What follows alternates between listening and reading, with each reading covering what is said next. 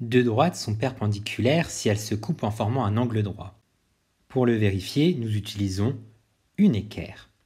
L'équerre est l'instrument qui nous permet de vérifier si deux droites forment un angle droit ou pour tracer un angle droit. Nous avons pour cela besoin de repérer où se situe l'angle droit sur notre équerre. Voici deux paires de droites. Nous avons d'un côté la droite B et la droite C, et de l'autre la droite D et la droite E. Nous allons vérifier si elles sont perpendiculaires. Pour cela, je prends mon équerre. Je la pose le long de ma droite C et je la fais glisser tranquillement jusqu'au point d'intersection des deux droites. Une fois positionnée, je peux voir qu'ici, ce bord de l'équerre n'est pas le long de la droite B. Les droites B et C ne sont donc pas perpendiculaires. Vérifions maintenant si les droites D et E sont perpendiculaires. Je prends de nouveau mon équerre, je la mets le long de la droite E et je remonte jusqu'au point d'intersection. Ici, les deux côtés de l'équerre épousent à la perfection les deux droites. Il y a donc un angle droit entre les droites D et E.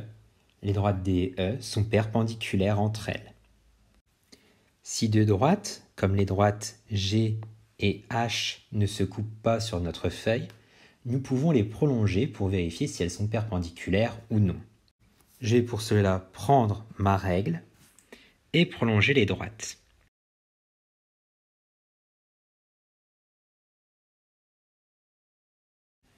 Une fois mes droites prolongées, je peux utiliser l'équerre que je fais glisser le long de la droite G jusqu'au point de rencontre pour vérifier s'il y a un angle droit.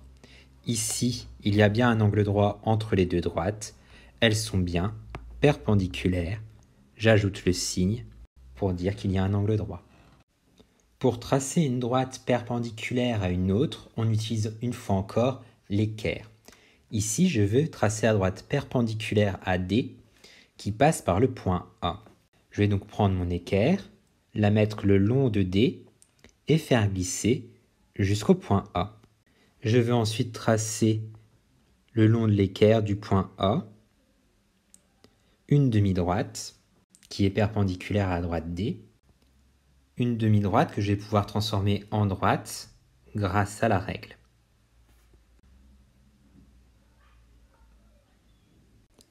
J'ai maintenant deux droites qui sont perpendiculaires. Je peux ajouter le signe qu'il y a un angle droit entre elles. Dernier exemple, j'ai toujours une droite D et je veux que la droite perpendiculaire passe par le point A qui n'est pas sur la droite. Je vais pour cela prendre mon équerre que je vais mettre le long de la droite D. Je vais pouvoir faire glisser mon équerre le long de la droite D jusqu'à ce que l'autre côté rencontre le point A.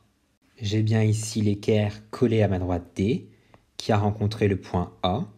Je vais maintenant pouvoir tracer ma demi-droite perpendiculaire à la droite D.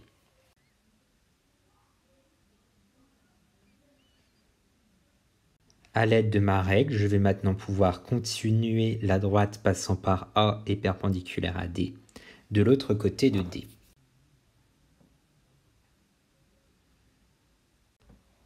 J'ai maintenant deux droites qui sont perpendiculaires entre elles, dont l'une des deux passe par le point A. Attention lorsque vous utilisez les instruments de mesure comme l'équerre ou la règle à être particulièrement méticuleux. Le moindre écart et la figure est malheureusement fausse.